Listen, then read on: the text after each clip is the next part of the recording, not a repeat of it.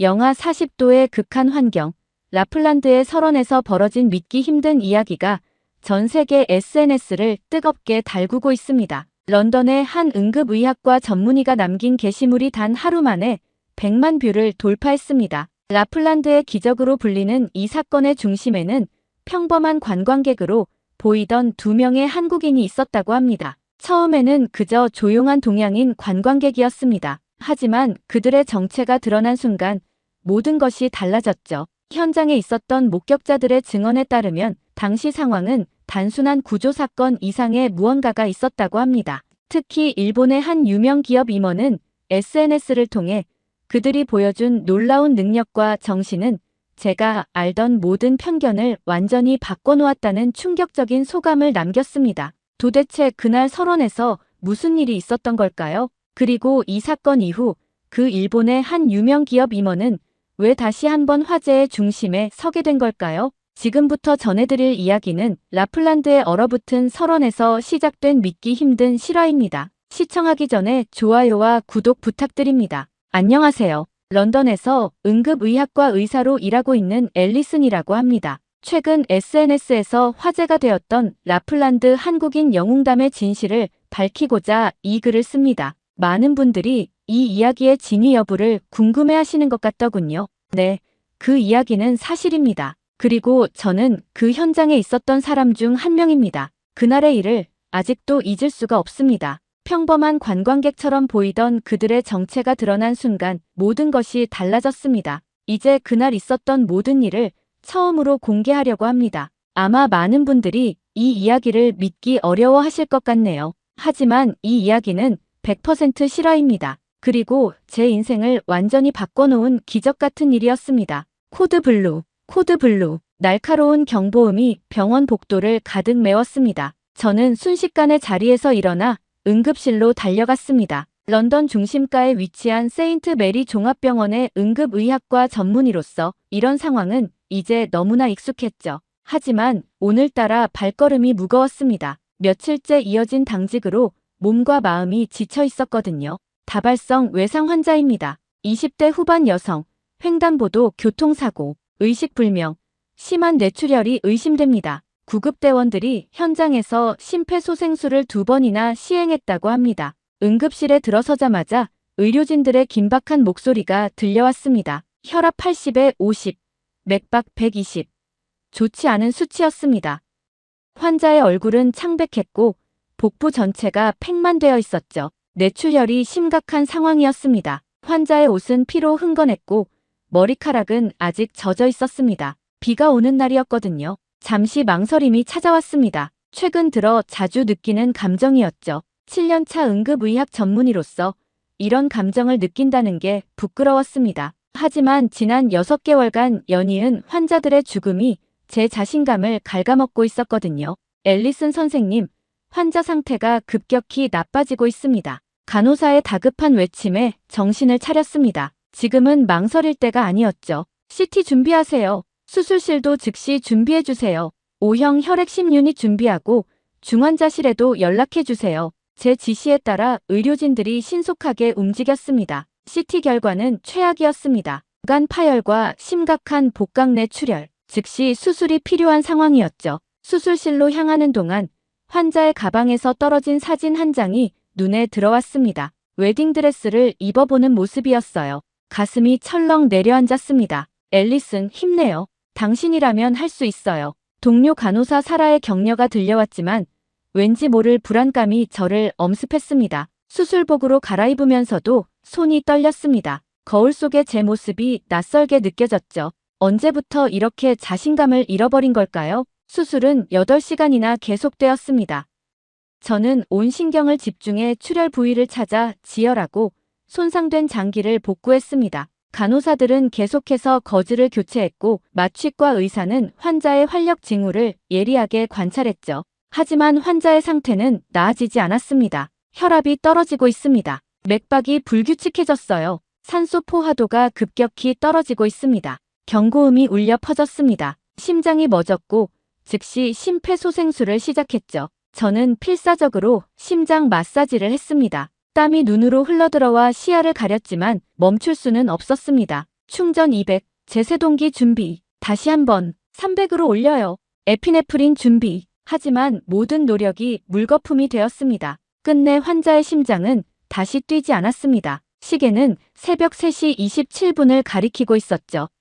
수술실을 나오는 저의 발걸음은 천근만근이었습니다. 앨리슨 선생님, 최선을 다하셨잖아요. 동료들의 위로가 귓가에 맴돌았지만 가슴 한구석이 무너져 내리는 것 같았습니다. 이번이 처음은 아니었습니다. 지난달에는 심장마비로 실려온 40대 가장을, 그 전에는 교통사고로 다친 고등학생을, 또 그 전에는 산업재해로 다친 건설 노동자를 잃었습니다. 의사로서 환자의 죽음을 마주하는 것은 피할 수 없는 현실입니다. 의대 시절부터 그건 잘 알고 있었죠. 하지만 최근 들어서는 매번 제 안에서 무언가가 조금씩 부서져 나가는 것 같았습니다. 밤마다 꿈에서 죽어간 환자들의 얼굴이 떠올랐고 매일 아침 병원으로 향하는 발걸음이 무거워졌죠. 사무실로 돌아와 의자에 앉자 갑자기 모든 것이 무의미하게 느껴졌습니다. 벽에 걸린 의대 졸업장과 전문의 자격증이 마치 저를 비웃는 것 같았죠. 7년 동안 쌓아온 경력이,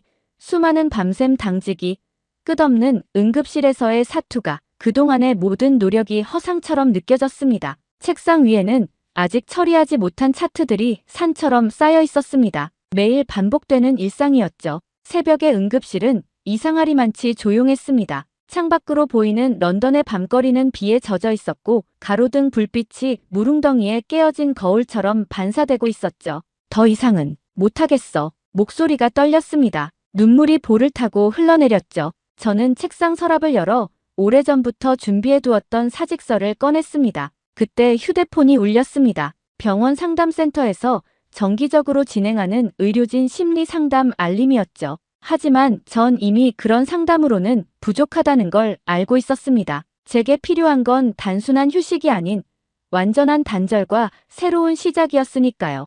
우연히 눈에 들어온 건 의료진 커뮤니티의 한 게시물이었습니다. 극한의 자연 속에서 찾은 새로운 나, 번아웃 극복 체험담이라는 제목이었죠. 라플란드에서의 개썰매 여행을 통해 자신을 되찾았다는 한 외과 의사의 이야기였습니다. 완전한 고립, 극한의 자연, 그리고 새로운 시작. 사실 이미 몇 주 전부터 휴가를 신청해둔 상태였습니다. 라플란드로 떠나는 개썰매 여행이었죠. 처음 그 여행 광고를 보았을 때는 그저 웃어넘겼습니다. 지친 의료진들을 위한 휴식 프로그램이라는 문구가 눈에 띄었을 뿐이었죠. 하지만 점점 더 많은 시간을 그 사진들을 보며 보냈습니다. 끝없이 펼쳐진 하얀 설원, 오로라가 춤추는 밤하늘, 순수한 자연의 고요. 그곳이라면 제 마음도 조금은 편안해질 수 있지 않을까 하는 생각이 들었습니다. 침대에서 뒤척이다 잠들지 못하는 밤이면 그 순백의 설원을 상상하곤 했습니다. 응급실의 날카로운 소리들과 죽음의 무게로부터 벗어나 순수한 자연 속에서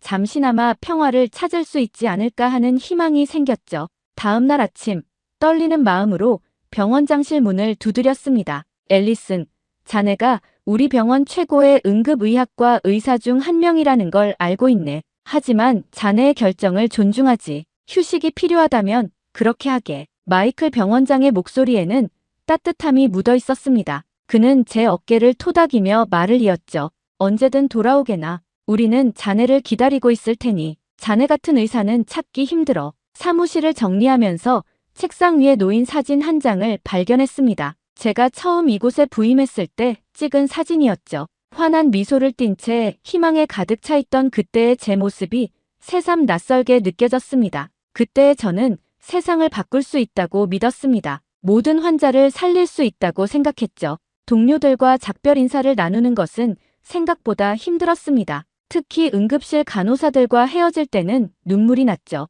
7년이라는 시간 동안 우리는 수많은 생과 사의 순간을 함께 했으니까요. 집으로 돌아와 여행 가방을 꾸렸습니다. 두꺼운 방한복과 등산화, 보온 장비들을 챙기면서도 제 마음은 여전히 무거웠습니다. 정말 이게 옳은 선택일까? 도망치는 건 아닐까? 하는 의문이 끊임없이 들었지만 이미 돌이킬 수는 없었습니다. 창밖으로 런던의 흐린 하늘이 보였습니다. 며칠 뒤면 저는 이곳을 떠나 지구 최북단으로 향하게 될 것입니다. 그곳에서 저는 무엇을 발견하게 될까요? 아니면 그저 또 다른 실패를 마주하게 될까요? 휴대폰에 도착한 여행사의 메시지를 확인했습니다. 앨리슨 그레이스님, 라플란드 갯썰매 탐험 최종 안내드립니다. 12월 15일 헬싱키 반타 국제공항 집결. 차가운 겨울바람이 창을 두드렸습니다. 마치 저를 부르는 것 같았죠. 저는 깊은 한숨을 내쉬며 여행 가방을 닫았습니다. 이제 돌아갈 수 없습니다.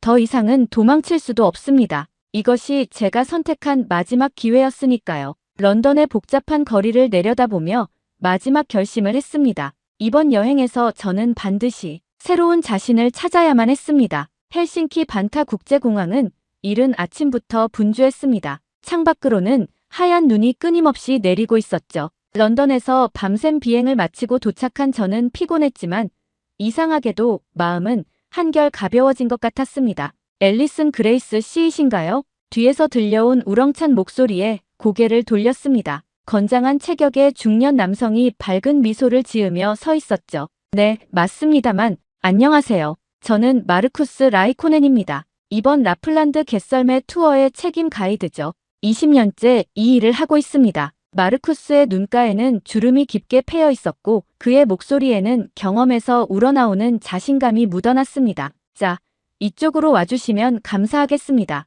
다른 참가자들과 인사를 나누시죠. 집결 장소에는 이미 여러 사람들이 모여 있었습니다. 스위스에서 온 노부부, 캐나다의 사진작가, 호주의 청년 커플, 그리고 영국의 은퇴한 교수까지. 그 중에서 제 눈에 띈 것은 조용히 구석에 서 있던 2명의 동양인 청년이었습니다. 한 명은 키가 크고 단단해 보이는 체격이었고 다른 한 명은 좀 더 날렵한 인상이었죠. 특이한 건 그들의 짐 정리 방식이었습니다. 무게 중심을 정확히 맞춘 배낭, 군대식으로 정리된 물품들, 그리고 무심결에 보이는 날카로운 상황 판단력. 관광객치고는 뭔가 달랐습니다. 특히 민우라는 청년이 주변을 살피는 시선은 마치 전술 지형을 분석하는 것 같았고 준호의 발걸음에는 특별한 리듬이 있었죠. 하지만 그들은 그런 모습을 자연스럽게 감추려 노력하는 듯 했습니다. 그들은 다른 사람들과 달리 최소한의 짐만 가지고 있었고 장비도 모두 실용적인 것들이었습니다. 안녕하세요. 제가 다가가자 둘 다 공손하게 인사를 건넸습니다. 저는 강민우고 이쪽은 제 친구 이준호입니다. 그들의 영어는 꽤 유창했고 특히 민우라는 청년의 목소리에는 뭔가 신뢰감이 느껴졌습니다. 대화를 나누려는 찰나 갑자기 누군가가 제 앞을 가로막았습니다. 이봐요, 짐 좀 들어주시죠. 거만한 목소리의 주인공은 최신형 캐시미어 코트를 걸친 일본의 중년 남성이었습니다. 그는 제 앞에 명품 캐리어를 던지다시피 하며 마치 종업원을 부리듯 턱으로 제 방향을 가리켰습니다. 그의 눈빛에는 타인을 내려다보는 듯한 오만함이 가득했죠. 죄송하지만 저는 다른 승객입니다만. 뭐라고요? 당신들 서비스직 아닌가요? 당황스러운 상황에서 마르쿠스가 재빨리 다가왔습니다. 타나카 씨, 그분은 우리 투어 참가자십니다. 히로시 타나카, 일본의 큰 전자회사 임원이라고 했습니다. 그의 얼굴이 순간 붉어졌지만 더 이상 무례한 행동을 하지는 못했죠. 그 순간 저는 두 한국인 청년의 표정이 순간 굳어지는 것을 보았습니다. 특히 민우라는 청년의 눈빛이 날카로워졌다가 순식간에 다시 부드러워졌죠. 마르쿠스는 차분하게 여행 일정을 설명하기 시작했습니다. 우리는 먼저 로바니에미로 이동합니다. 그곳에서 필요한 장비를 점검하고 안전 교육을 실시한 후 내일 아침 일찍 갯썰매 여행을 시작하게 됩니다. 버스에 오르면서 우연히 민우와 준호 옆자리에 앉게 되었습니다. 그들은 조용히 창밖을 바라보고 있었는데 가끔 서로 눈빛을 교환하며 뭔가를 의미심장하게 이야기하는 것 같았죠. 한국에서 오셨나 봐요? 네, 맞습니다. 우리는 회사 동료예요. 잠시 휴가를 냈죠. 준호가 웃으며 대답했지만 뭔가 말하지 않는 게 있는 것 같았습니다. 하지만 그건 그저 제 착각일 수도 있었죠. 버스가 출발하고 얼마 지나지 않아 도시의 풍경이 서서히 바뀌기 시작했습니다. 건물들이 점점 줄어들고 대신 끝없이 펼쳐지는 침엽수림이 나타났죠. 나무들은 하얀 눈을 머리에 이고 있었고 때때로 스치는 햇빛에 반짝이며 마치 크리스탈 숲처럼 보였습니다. 저기 보세요. 술록이에요. 준호가 갑자기 창밖을 가리켰습니다. 멀리 술록 몇 마리가 눈 위를 걸어가고 있었죠. 저도 모르게 환호성을 질렀습니다. 런던의 복잡한 응급실에서는 상상도 할 수 없었던 광경이었죠. 그때 문득 깨달았습니다. 제가 얼마나 이런 순간을 갈망하고 있었는지를. 버스는 계속해서 북쪽을 향해 달렸습니다. 창 밖으로 보이는 풍경은 점점 더 황량해졌지만 그 속에는 형용할 수 없는 아름다움이 있었습니다. 날씨가 좋지 않네요. 민우가 문득 중얼거렸습니다. 그의 눈빛이 순간 날카로워졌다가 이내 원래대로 돌아왔죠. 저는 그때 미처 알아차리지 못했습니다. 그의 말이 단순한 날씨 걱정이 아니었다는 것을. 준호도 창밖을 주시하며 무언가를 계산하듯 중얼거렸습니다. 기압계, 구름의 높이, 바람의 방향. 그들은 마치 암호 같은 대화를 나누고 있었죠. 형, 이거 혹시? 준호야, 지금은 아니야. 그들의 숨겨진 긴장감이 제 등줄기를 서늘하게 만들었습니다. 그들은 무언가를 알고 있었던 걸까요? 그의 목소리에는 평소에 없던 걱정스러운 기색이 묻어났습니다. 준호가 옆에서 작은 목소리로 물었습니다. 형, 괜찮으세요? 좀 피곤해 보이는데.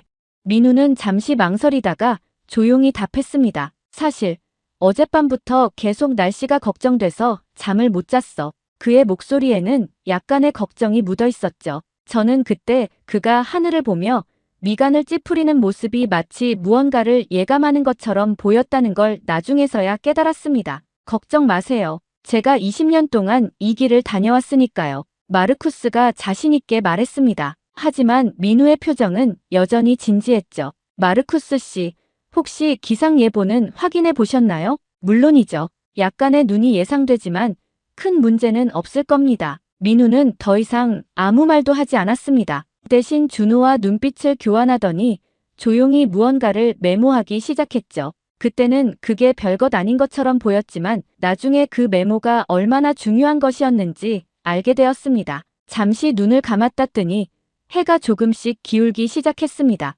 이곳은 겨울이면 해가 거의 뜨지 않는다고 들었습니다. 하지만 그런 극한의 자연환경 속에서도 사람들은 삶을 이어가고 있었죠. 곧 점심 식사를 하러 들를 예정입니다. 마르쿠스의 안내가 들려왔습니다. 그때 타나카가 또다시 불만스러운 목소리를 냈죠. 이런 시골 구석에 제대로 된 식당이나 있는 건가요? 저는 고급 일식을 선호하는데 말이죠. 순간 버스 안의 공기가 차가워졌습니다. 그때 민우가 조용히 입을 열었습니다. 타나카 씨, 여행은 새로운 경험을 하는 것이 아닐까요? 현지 음식을 즐기는 것도 여행의 묘미라고 생각합니다. 그의 차분한 목소리에는 뭔가 위험이 느껴졌습니다. 마치 오랫동안 사람들을 이끌어본 사람의 목소리 같았죠. 타나카는 잠시 당황한 듯했지만 이내 코웃음을 치며 창밖을 바라보았습니다. 창밖으로는 여전히 하얀 눈이 내리고 있었습니다. 런던에서의 복잡했던 일상이 마치 다른 세상의 이야기처럼 느껴졌죠. 이곳에서는 모든 것이 새로웠고 모든 순간이 특별했습니다. 저기 보이시나요? 저 빛나는 것들. 마르쿠스의 말에 모두가 창밖을 바라보았습니다. 멀리 지평선 너머로 희미한 초록빛이 일렁이고 있었습니다. 오로라의 시작이네요. 로바니에미에 도착하면 더 선명하게 보실 수 있을 겁니다. 저는 숨을 죽이고 그 신비로운 광경을 바라보았습니다. 그때 문득 민우와 준호가 서로 무언가를 작게 속삭이는 소리가 들렸습니다. 형, 이번엔 좀 심각해 보여요. 준호야, 일단 지켜보자. 하지만 만약을 대비해서 더 이상의 대화는 들리지 않았지만 그들의 진지한 표정이 제 마음 한구석에 걸렸습니다. 마치 그들은 우리가 보지 못하는 무언가를 보고 있는 것 같았죠. 하지만 그때의 저는 알지 못했습니다. 이 평화로운 순간이 곧 끝날이라는 것을. 그리고 이 두 조용한 한국 청년들이 우리의 생명을 구하게 될 영웅이라는 것을요. 로바니에미에 도착했을 때는 이미 해가 완전히 저물어 있었습니다. 하늘에는 오로라가 신비로운 빛을 내며 춤추고 있었죠. 하지만 아름다운 광경을 즐길 새도 없이 우리는 서둘러 숙소로 향했습니다. 내일 아침 7시에 로비에서 모이겠습니다. 오늘은 충분히 휴식을 취하세요. 마르쿠스의 안내가 끝나자마자 대부분의 사람들은 자신의 방으로 향했습니다. 저도 피곤해 절어 침대에 누웠지만 이상하게도 잠이 오지 않았습니다. 창밖에서는 눈이 더욱 거세게 내리고 있었죠. 다음 날 아침, 식당에서 일찍 일어난 사람들과 아침 식사를 하고 있을 때였습니다. 민우와 준호가 조용히 들어와 구석자리에 앉았습니다. 그들은 이미 완벽하게 장비를 갖추고 있었고 무언가를 진지하게 논의하는 것 같았죠. 날씨가 심상치 않네. 옆자리에서 스위스 노부부가 걱정스럽게 이야기를 나누고 있었습니다. 창밖은 완전히 하얀 장막이 드리워진 것처럼 보였죠. 걱정 마십시오. 이 정도 날씨는 흔한 겁니다. 마르쿠스가 자신만만하게 말했지만 민우의 표정이 어두워지는 것을 보았습니다. 아침 식사를 마치고 모두가 로비에 모였을 때 타나카가 또다시 문제를 일으켰습니다. 이런 날씨에 무슨 개썰매입니까? 취소해야 하는 것 아닙니까? 걱정 마세요. 제가 20년, 당신의 경력은 이제 됐고요. 책임질 수 있습니까? 타나카의 언성이 높아졌습니다. 다른 사람들도 불안한 기색이 역력했죠. 그때 민우가 조용히 앞으로 나섰습니다. 마르쿠스 씨, 혹시 기상청 특보는 확인해 보셨나요? 아침에 확인했을 때는 10분 전에 폭설 경보가 발령됐습니다. 민우가 자신의 휴대폰을 보여주었습니다. 화면에는 빨간색으로 강조된 기상 경보가 떠 있었죠. 마르쿠스의 얼굴이 창백해졌습니다. 하지만 이미 모든 준비가 출발을 미루는 게 좋을 것 같네요. 민우의 목소리는 부드러웠지만 단호했습니다. 그때 처음으로 그에게서 평범한 관광객 이상의 무언가를 느꼈죠. 하지만 결국 마르쿠스의 고집대로 우리는 예정된 일정을 시작했습니다. 갯썰매를 타고 출발한 지 2시간. 처음에는 모두가 설렘에 들떠 있었습니다. 술록들이 지나가는 모습도 보였고 설원의 풍경도 너무나 아름다웠거든요. 앞쪽에 협곡이 있습니다. 조심하세요. 마르쿠스의 외침이 들렸지만 점점 더 거세지는 눈보라 때문에 시야가 흐려졌습니다. 갑자기 앞쪽에서 쾅 하는 소리와 함께 비명이 들렸습니다. 마르쿠스 씨가 다쳤어요. 앞에서 달리던 마르쿠스의 썰매가 보이지 않는 바위에 부딪혀 전복된 것이었습니다. 순식간에 혼란이 일어났죠. 개들은 놀라서 짖어대고 사람들은 공포에 질려 소리를 지르고 있었습니다. 모두 침착하세요. 민우의 목소리가 폭풍을 뚫고 들려왔습니다. 그의 목소리는 우렁찼지만 저는 그의 눈에서 피로와 불안을 읽을 수 있었습니다. 솔직히 말하면 저도 무섭습니다. 하지만 우리가 포기하면 모두가 그의 솔직한 고백에 오히려 사람들은 더 큰 신뢰를 보였습니다. 준호야, 응급처치 키트. 네, 형. 두 사람은 눈보라 속을 가로질러 마르쿠스에게 달려갔습니다. 그들의 움직임은 마치 특수부대원처럼 정확하고 신속했습니다. 민우의 손이 미세하게 떨렸습니다. 그는 깊은 숨을 들이쉬며 겨우 평정을 되찾았습니다. 준호야, 이건 우리가 훈련받은 것보다 훨씬 험한 상황이야. 준호도 잠시 망설이는 기색이었지만 이내 단호한 목소리로 대답했습니다. 해냈죠. 형, 우리는 항상 해냈잖아요. 다리가 부러진 것 같습니다. 당장 대피소를 찾아야 해요. 준호가 재빨리 마르쿠스의 상태를 확인했습니다. 그의 손놀림은 전문가처럼 능숙했죠. GPS가 먹통이에요. 통신도 안 됩니다. 어떡하죠? 사람들이 패닉에 빠지기 시작했습니다. 타나카는 계속해서 투덜거렸고 다른 사람들도 공포에 질린 표정이었죠. 이쪽입니다. 모두 저를 따라오세요. 민우가 앞장섰습니다. 준호는 부상당한 마르쿠스를 등에 업고 있었죠. 잠깐만요. 당신은 뭔데?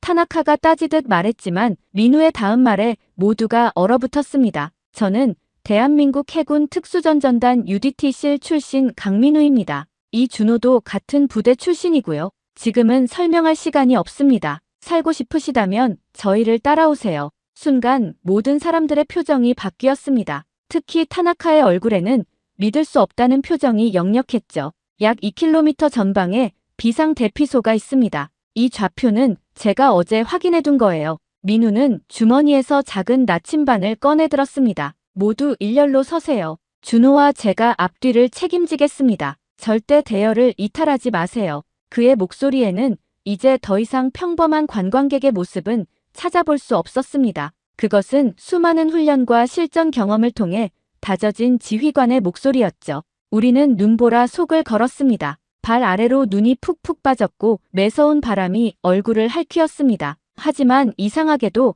더 이상 두렵지 않았습니다. 마치 보이지 않는 보호막이 우리를 감싸고 있는 것 같았거든요. 조금만 더 힘내세요. 거의 다 왔습니다. 민우의 격려가 간간히 들려왔습니다. 그의 뒷모습은 눈보라 속에서도 흔들림이 없었죠. 문득 제 머릿속에 떠올랐습니다. 런던의 응급실에서 환자의 생명을 구하기 위해 고군분투하던 순간들. 그때의 저처럼 지금 이 순간 민우와 준호는 우리의 생명을 지키기 위해 모든 것을 걸고 있는 거였죠. 갑자기 앞쪽에서 준호의 외침이 들렸습니다. 형, 대피소가 보여요. 희미하게 건물의 윤곽이 보이기 시작했습니다. 하지만 그때 누군가가 쓰러지는 소리가 들렸습니다.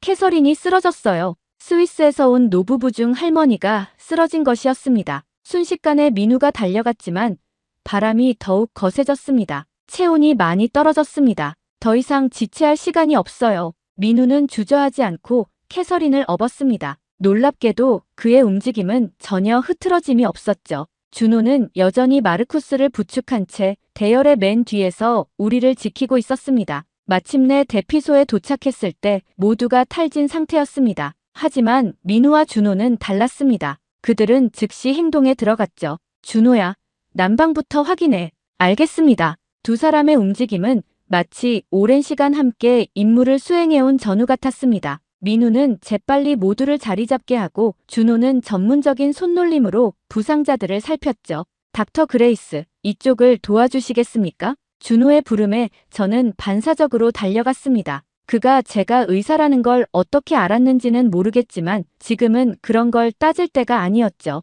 캐서린 할머니의 체온이 위험합니다. 저는 마르쿠스 씨의 골절을 처치하도록 하죠. 우리는 말없이 서로를 이해하며 응급처치를 시작했습니다. 준호의 의료 지식은 놀라웠습니다. 나중에 알게 된 사실이지만 그는 UDT실에서 의무병 훈련도 받았다고 하더군요. 이런 비상식량이 너무 부족해. 민우가 구석에서 한숨을 쉬었습니다. 날씨가 이렇게 악화될 것을 예상하지 못한 마르쿠스는 최소한의 비상식량만 준비했던 것이죠.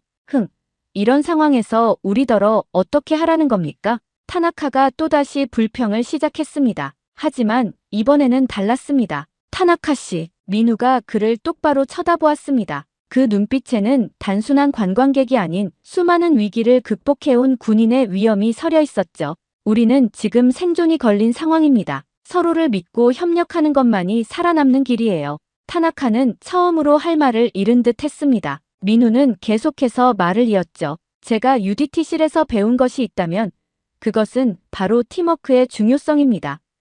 지금 우리는 한 팀이에요. 국적도 지위도 중요하지 않습니다. 그의 말에 대피소 안이 조용해졌습니다. 창밖으로는 여전히 폭풍이 몰아치고 있었지만 실내의 공기는 조금씩 달라지고 있었죠. 제가 가지고 있는 초콜릿을 나눠드리겠습니다. 뜻밖에도 타나카가 먼저 나섰습니다. 그의 목소리에는 더 이상 거만함이 없었죠. 시간이 흐르면서 우리는 하나의 공동체가 되어갔습니다. 캐나다에서 온 사진작가는 자신의 배낭에서 건포도를 꺼내 나눴고 호주 커플은 에너지바를 공유했죠. 영국의 은퇴한 교수는 담요를 모두에게 나눠주었습니다. 폭풍이 더 심해지고 있어요. 준호가 창밖을 보며 말했습니다. 민우는 잠시 생각에 잠기더니 결심한 듯 입을 열었죠. 구조대가 올 때까지 최소 24시간은 버텨야 할 것 같습니다. 지금부터 제가 생존 계획을 설명하겠습니다. 그는 군인다운 체계적인 방식으로 계획을 설명했습니다. 물 관리부터 체온 유지, 식량 배분까지 모든 것이 완벽하게 계산되어 있었죠. 민우 씨, 타나카가 조심스럽게 입을 열었습니다. 죄송합니다. 제가 너무 오만했네요. 당신들이 아니었다면 우리는 지금쯤. 민우는 부드럽게 미소를 지었습니다. 타나카 씨, 우리는 모두 실수를 합니다. 하지만 그것을 인정하고 바로잡을 수 있다는 것, 그것이 바로 인간의 위대함 아닐까요? 그의 말에 타나카의 눈시울이 붉어졌습니다. 저는 그때 처음으로 타나카의 인간적인 모습을 보았죠. 앨리슨, 준호가 제게 다가왔습니다. 캐서린 할머니 상태가 좋지 않습니다. 체온은 어느 정도 회복됐지만 심장이 걱정되네요. 저는 환자를 다시 한번 살폈습니다. 맥박이 불규칙했고 호흡도 약간 거칠었죠. 심장약을 복용하고 계셨대요. 할아버지의 말씀에 저는 순간 긴장했습니다. 제가 런던 병원을 떠나온 이유가 바로 이런 순간들 때문이었으니까요. 환자의 생명이 제 손에 달린 그 위기의 순간들. 할 수 있습니다. 준호가 제 어깨를 잡았습니다. 당신은 훌륭한 의사잖아요. 저도 돕겠습니다. 그의 눈빛에서 진심 어린 신뢰가 느껴졌습니다. 마치 오랜 전우처럼 말이죠. 저는 깊게 숨을 들이쉬고 할머니 곁으로 다가갔습니다. 이제 더 이상 도망칠 순 없었습니다. 제가 할 수 있는 모든 것을 해야만 했죠. 민우 씨, 손전등 좀 비춰주시겠어요? 시간이 얼마나 흘렀을까요? 창밖의 폭풍은 점점 더 거세져 갔지만 대피소 안에서는 작은 기적들이 일어나고 있었습니다. 캐서린 할머니의 상태는 조금씩 안정을 찾아갔고 마르쿠스의 부러진 다리도 응급처치로 잘 고정되었습니다. 타나카는 자신의 비싼 양복 재킷을 담요처럼 내어주었고 다른 사람들도 저마다의 방식으로 서로를 돕고 있었죠. 민우 씨, 영국 교수가 문득 입을 열었습니다. 궁금한 게 있는데 당신들은 왜 이곳에 온 겁니까? UDT실 출신이 이런 관광 여행을.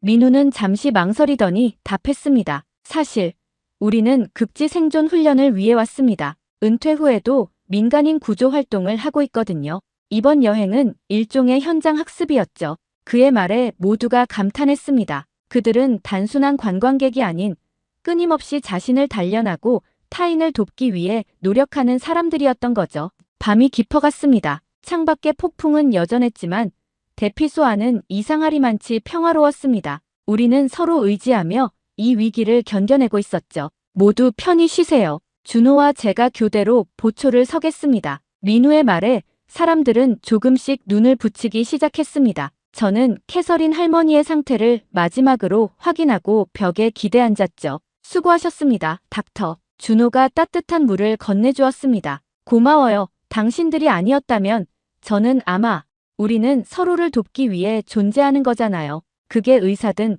군인이든. 그의 말에 저는 문득 깨달았습니다. 제가 왜 의사가 되었는지, 그리고 왜 다시 의사로 돌아가야 하는지를. 새벽녘 대피소를 흔드는 바람 소리가 더욱 거세졌습니다. 캐서린 할머니의 상태를 체크하던 제가 창밖을 바라보니 대피소 주변으로 눈이 높이 쌓여가고 있었죠. 이대로 가다간 출구가 완전히 막힐 수 있습니다. 민우가 심각한 표정으로 말했습니다. 준호는 손전등을 들고 대피소 구석구석을 살피고 있었죠. 형, 지붕에서 물이 새기 시작했어요. 구조가 늦어진다면 말이 끝나기도 전에 우르릉 하는 소리와 함께 대피소가 크게 흔들렸습니다. 순간 비명이 터져나왔죠. 모두 중앙으로 모이세요. 당장. 민우의 단호한 외침에 우리는 본능적으로 그의 지시를 따랐습니다. 바로 그때였습니다. 쿵 하는 소리와 함께 대피소의 한쪽 벽이 눈의 무게를 이기지 못하고 일부가 무너져 내렸습니다.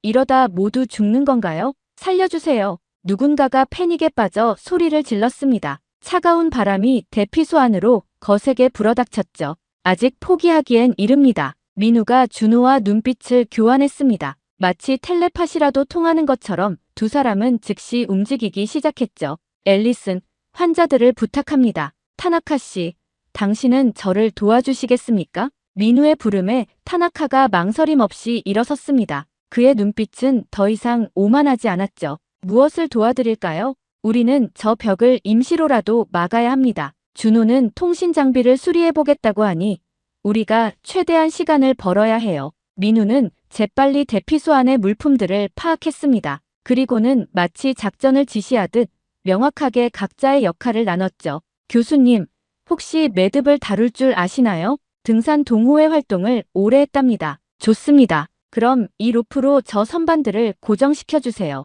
모두가 자신의 역할을 부여받자 대피소 안의 분위기가 달라졌습니다. 공포와 혼란은 점차 집중과 협력으로 바뀌어갔죠. 캐서린 할머니, 괜찮으세요? 할머니의 상태를 확인하던 중 문득 할머니가 제 손을 꼭 잡았습니다. 걱정 말아요, 의사 선생님. 난 이것보다 더 험한 일도 겪어봤다오. 1960년대 알프스에서 조난됐을 때는 할머니의 담담한 미소가 오히려 저를 안심시켰습니다. 그때 준호가 다급하게 외쳤죠. 형, 무전기에서 신호가 잡혔어요. 잠시 대피소 안이 조용해졌습니다. 준호는 헤드셋을 귀에 대고 집중했죠. 구조대가 현재 위치 추적 중이라고 합니다. 하지만 이 폭풍 때문에 접근이 쉽지 않대요. 얼마나 걸릴까요? 최소 4시간, 최악의 경우 6시간도 걸릴 수 있다고 합니다. 민우의 표정이 어두워졌습니다. 지붕이 그때까지 버틸 수 있을까요? 타나카의 질문에 모두가 숨을 죽였습니다. 대피소는 계속해서 불길한 소리를 내며 흔들리고 있었죠. 버텨야 합니다. 민우가 단호하게 말했습니다. UDT실에서 우리는 포기라는 말을 모릅니다. 상황이 어려울수록 더 강해지는 법이죠. 그의 말에 용기를 얻었는지 사람들의 표정이 조금씩 달라지기 시작했습니다. 제가 도와드리고 싶습니다. 뜻밖에도 평소 조용하던 캐나다 사진작가가 나섰습니다. 등산용 아이젠이 있는데 이걸 이용해서 벽을 고정하면 어떨까요? 좋은 생각입니다.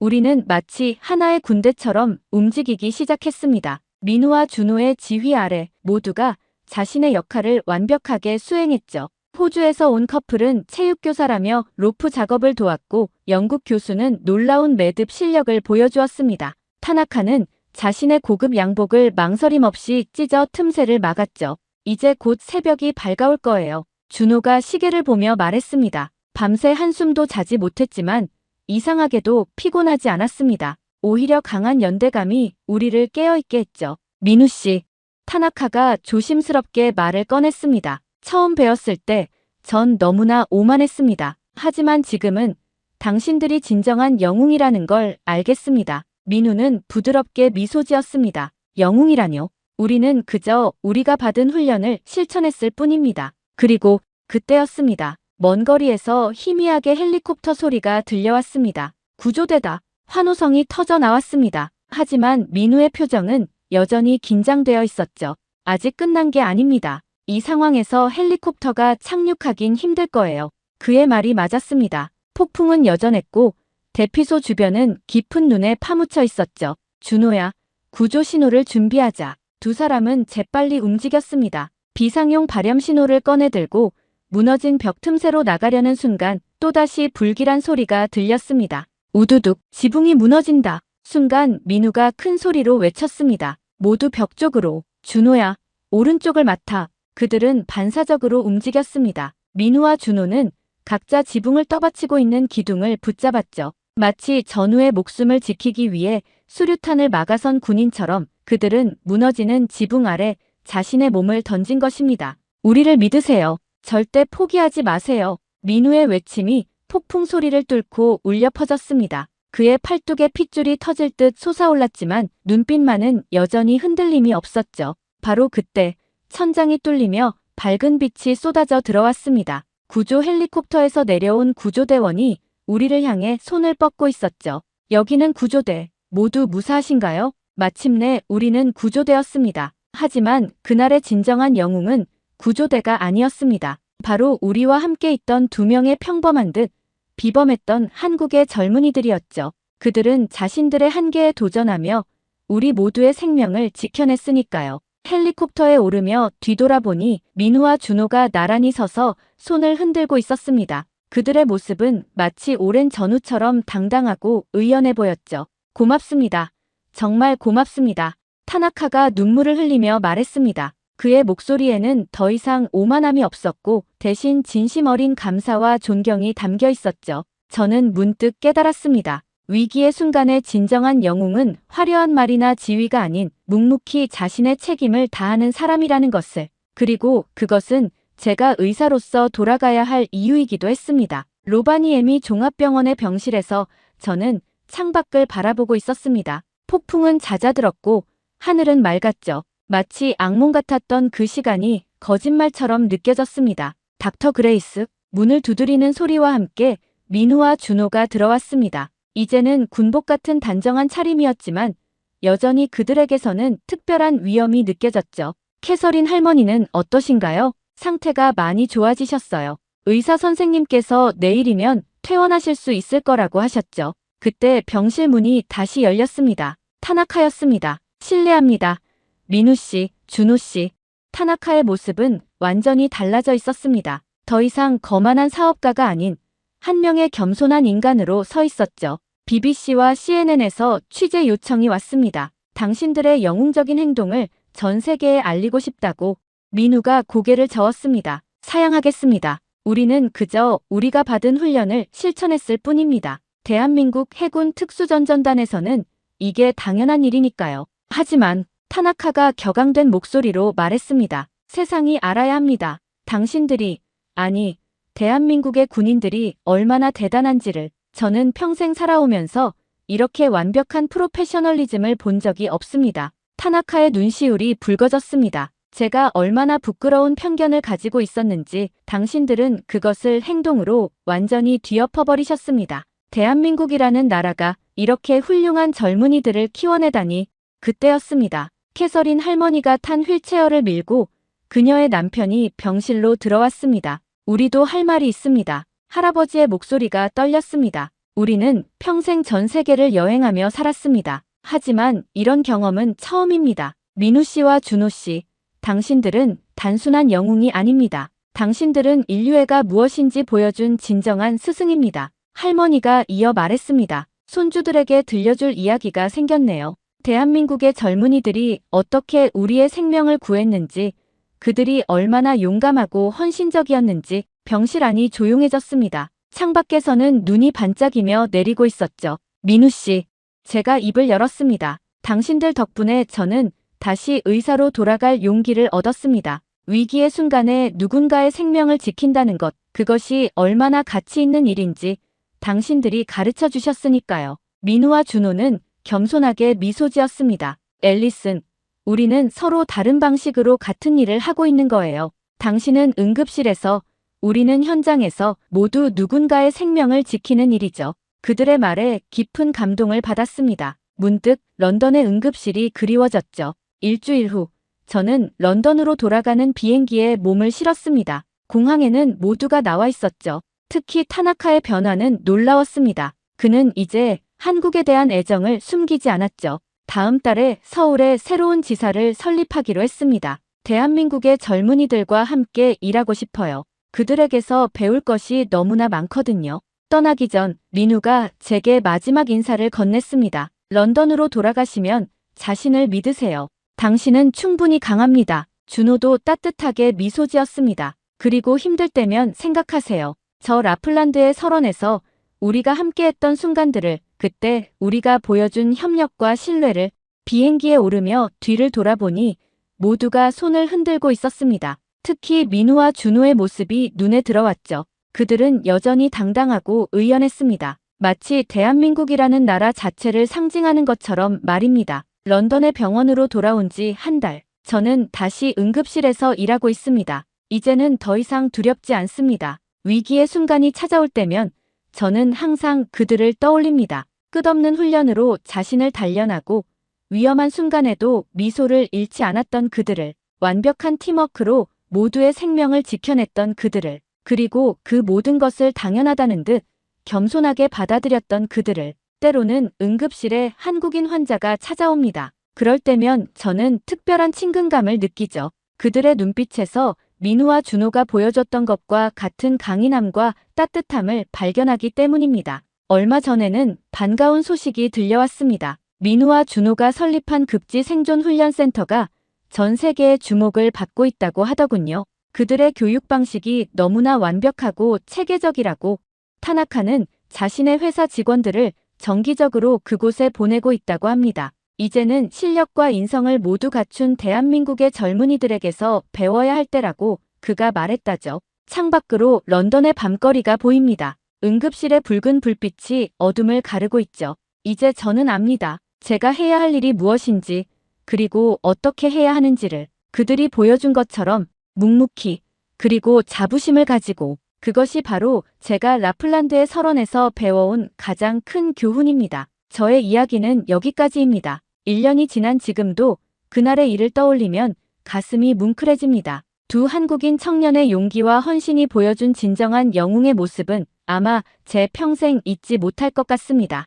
혹시 이 글을 읽고 계신다면 민우 씨, 준호 씨, 다시 한번 진심으로 감사드립니다.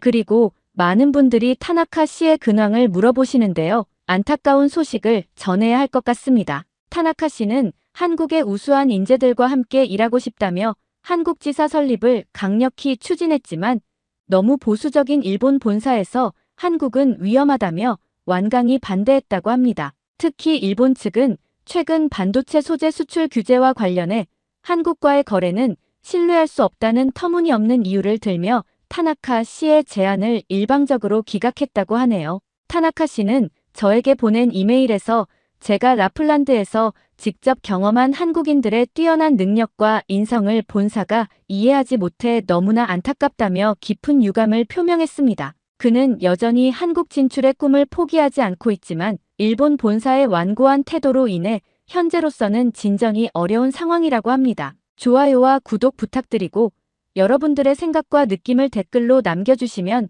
감사하겠습니다.